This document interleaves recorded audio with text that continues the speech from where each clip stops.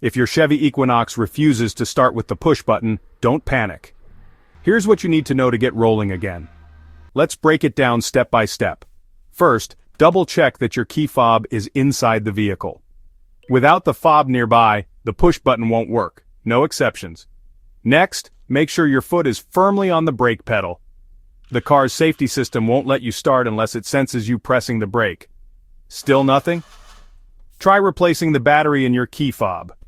A weak fob battery is a common culprit, and swapping it out takes just a minute. If your Equinox still won't respond, look for warning lights on the dashboard. Sometimes the car tries to tell you what's wrong, like a dead main battery or a faulty brake switch. And here's a quick fix.